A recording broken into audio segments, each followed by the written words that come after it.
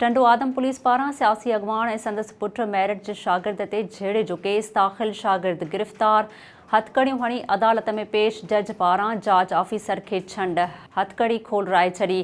SS news जी reporter Abdullah बहण मूजिब टंडो आदम city police शहर जे नाले वारे सियासी अगवान सुल्तान ख़ासकेली ऐं संदसि पुट मैट्रिक जे शागिर्द ग़ुलाम मुर्तज़ा ख़ासकेली ते ॼाम नवाज़ अली जे रहवासी अख्तर ज़रदारी जी फ़रियाद ते झेड़े जो केस दाख़िल करायो। पुलिस अटालन ॻोठ मोहम्मद ख़ासकेलीअ में संदसि घर ते चढ़ाई करे मैट्रिक जे शागिर्द खे गिरफ़्तार करे लाकअप करे छॾियो।